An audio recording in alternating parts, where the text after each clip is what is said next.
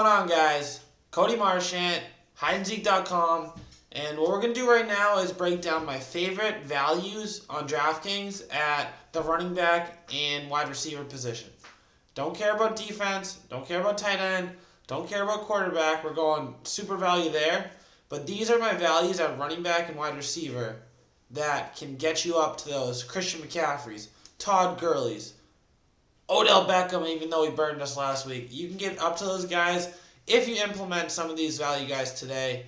I know that I normally break it up and I do a value running back video and a value wide receiver video, but I only found 4 really good values at running back and 5 at wide receiver. So I got 9 people total I want to talk about. So I decided, you know what? Let's just combine it into one video. We'll do it in 10 minutes. We'll break it down real quick. Let's get right into it. So I'll go back and forth. Top of the list is going to be more of my favorite plays at value. I'm going to get a little bit less value as we go through it. One of my favorite plays of the entire week will start at wide receiver, and we'll start with Chris Godwin at 3,900. So Deshaun Jackson has a thumb injury. Before we look at Chris Godwin, let's look at Deshaun Jackson. As you can see, he's questionable. And Jackson is visiting with a specialist to determine the best course of action for handling his injury. I think they're not saying what it is. I'm almost positive it's a thumb. But, you know, he's been looking for ways to get out of this offense all year. He is seriously hurt right now. Yep, Jackson's thumb right here. Finally found it. But if Deshaun Jackson doesn't go in a game where Jameis could easily throw the ball 35, 40 times, I love Chris Godwin and where he's at sub 4K. I think there's a lot of good values this week as I just went through it before this video. You know, he hasn't been a target monster at all, and he might not even be my favorite play on this list for this team. A little bit of foreshadowing, but, you know, at 3,900, what does he need? Like 11 points. He's averaging more than that a game this year, and I think this spot's really great because he's really going to step up into that solid number 2 spot, not back and forth with Deshaun Jackson. And Deshaun Jackson was running a lot more of those like 10, 12-yard curl routes, which I know that Jameis likes to throw. Godwin will be able to step right into those on the outside. He's able to step into the slot, even though I love how Humphries has been utilized there. I like Chris Godwin. I like the matchup at home. He is a great value at 3,900 this week. The next one I want to go to is a pretty obvious value now, guys. Obviously, I just did my first look video, and I liked Leonard Fournette. He has now been suspended for this game. He's appealing it on Thursday, I believe, in front of the appeals committee. But for right now, we got Carlos Hyde at 3,300 as probably the starting running back for the Jacksonville Jaguars. After Fournette went out, Hyde saw 10 carries. No, 5 after he went out, 5 before he left. So he was already kind of thrown in there a little bit. You know, he hasn't been super effective since he went here, but at 3,300, when he needs to get 9.5 points for value, you know he can handle a heavy workload. We saw what he did in Cleveland earlier this year. He's built for this role. Hopefully they have, they have Cody Kessler coming in. They just benched Blake Bortles. They're going to want to try to protect their young quarterback. You know, I can really see them going with a more run-heavy attack. Utilize Carlos Hyde for 20-something carries. And if this guy gets close to 20 touches, guys, at 3,300, like, that's a steal. That's chalk. Plug him in. Now, one person I want to touch on was probably my favorite play on Thanksgiving. I tweeted that my X factor of Thanksgiving lineups is Bruce Ellington. You know, I saved a lot of money. Look, 3,200. I saved a lot by going Bruce Ellington on Thursday. And I'm kind of confused about why he's still down at 3,500. You know, 9 targets and 7 targets, 2 games in a row. And this 7 targets was against a really good Chicago defense. And now they're playing the Rams, who give up a lot more passing yards. They're a lot more friendly to wide receivers on the outside. You got to think that Matt Stafford's going to have to throw to keep up with this team. I think that he has some good trust in Bruce Ellington. They just announced that Marvin Jones Jr. has been placed on IR. He's done for the year, so it's just Kenny Golladay and Bruce Ellington. I can really see this being the normal. It's not like, there's nothing that happened in these last 2 games that aren't there for this game. Matter of fact, it could be better suited for Bruce Ellington, his skill set, his opportunity. At 3,500, on my initial first look, I didn't get him in there, but I also didn't even think about him. I didn't see him, and now I like Bruce Ellington a lot. I know that the next wide receiver I'm going to talk about, I won't get into it too much, but there's one receiver at 3,600 that I said was probably my favorite value because of his high workload. This guy gets a very similar workload, if not the exact same, with a much better quarterback, just as good of a matchup, and I think is a little bit better of a talent. So I love Bruce Ellington at 3,500. Maybe my favorite value wide receiver for the week. Next, we're going to go to Gus Bus Edwards. I almost just typed in Gus Bus searching for him. Gus Edwards, guys. 2 games as a starter, over 100 yards in each. That comes with Lamar Jackson at quarterback. And if you saw this Raiders game with the Ravens last week, it was weird because they dropped back to pass. I'm pretty sure Lamar Jackson threw 23 passes before halftime. I think they just wanted to prove that Lamar Jackson could throw the ball. But in the second half, they settled down. They gave Gus the carries that he needed. And now he gets to face an Atlanta Falcons defense who I talked about last week against Alvin Kamara when I wrote him up, has allowed an RB1 in, at that time, I think it was 9 out of 10 games or 10 out of 11. And I don't think Kamara or Mark Ingram was RB1 last week, but, the worst team against stopping running backs, and they have to face Gus Edwards and a good rushing attack right now with Baltimore, and they've been surrounding 5.1 yards per carry so far this season. I think Gus Edwards at 4,800 still isn't priced correctly at the volume he's getting, averaging 20 yards a carry, over 150 yards, 15 yards rushing. Alex Collins, he was hurt last week. He had even more of a impact on the game, and I think that it doesn't really matter if Alex Collins is healthy or not. Gus Edwards is the better player for what they're trying to do right now. He's a better north-south runner.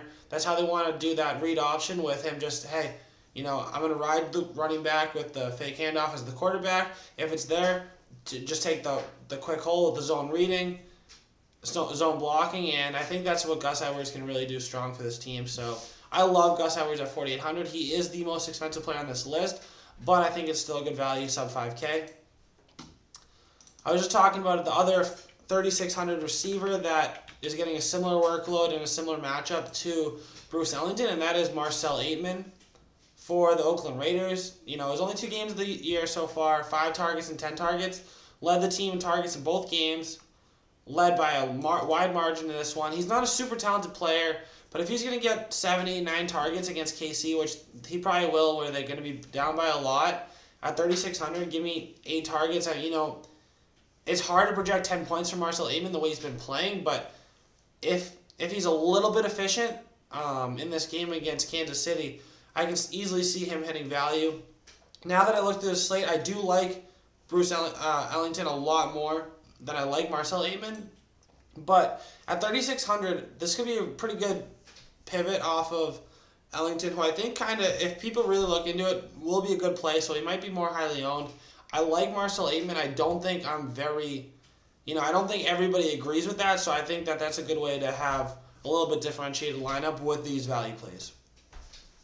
Going down, just behind me right now, guys, this Houston Texans, Tennessee Titans game is just finishing up. And Lamar Miller just busted one for 97 yards and a touchdown. He's killing. I think he's over 160 yards rushing. He had a couple catches. I think he's at 2 to 3 catches. He's still got the wheels. For next week, he's priced down to 4,300, I believe, or 4,600. And, before this week, he had a 14-point day against Washington, which was a typically tough team to run on 20 carries. He had less than 20 carries tonight, but super efficient, 150-plus rushing yards. Against a Cleveland team that's pretty beatable on the ground, where I think that at home, the Houston Texans have a good opportunity to really control the game, especially slow it down. Cleveland's been playing pretty well as well across from them. So I think Lamar Miller should be featured here. At 4,600, he's a great player on a pretty good offense. He's kind of been talked badly about for a lot of his career, but he's still kind of getting it done this year. So I like Lamar Miller at 4,600. Clearly, he's down the list. I don't like him as much as I like Carlos Hyde. I don't like him as much as I like Gus Edwards.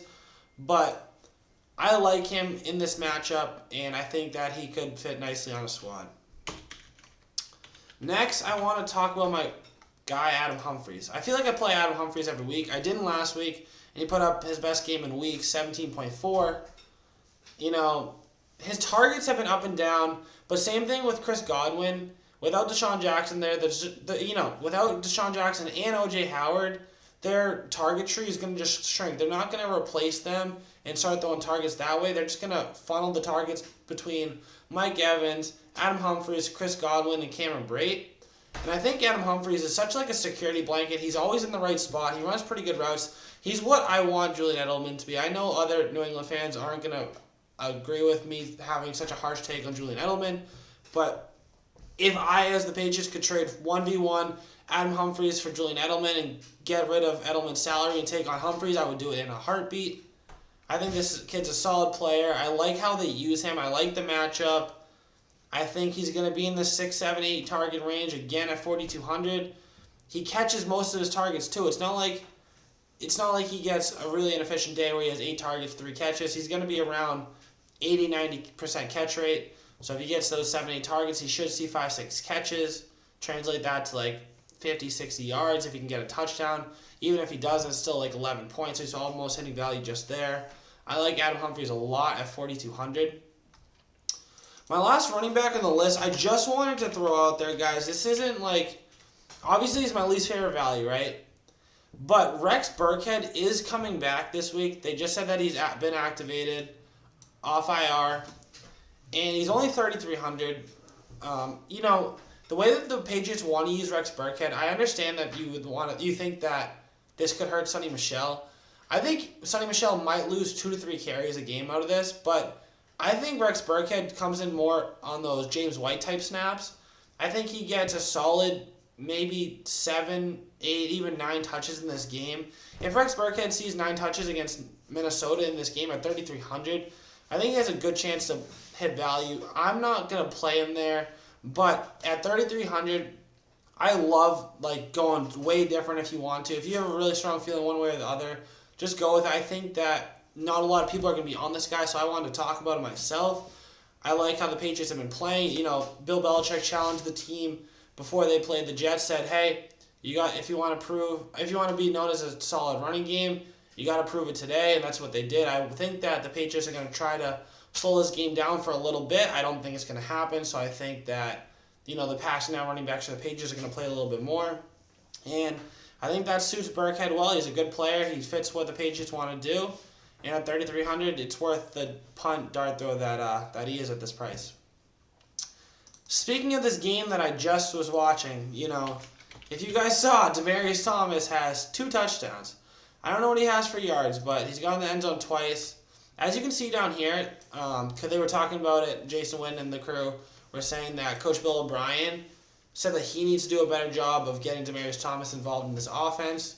He still can run great routes. He's still a good end zone threat, great hands, good size, but he obviously isn't the same player that he was 4, 5, 6 years ago. But at 4,300 next week, when the more solid corners I think will be focused on Hopkins and maybe even QD tucked in the inside, I think Demaryius Thomas has a solid chance at 4,300 producing around 10 to 12 points. So I'm thinking, a 5, 6, 7 target game for Demaryius Thomas. He's at the bottom of this list for a reason, guys. I like those other value guys more, but I wouldn't be talking about him if I didn't think that he has a good chance to hit value and be a sneaky play at 4,300. Those are the 9 guys I think that are really good values this week. I'm going to find more. It's still Monday night right now.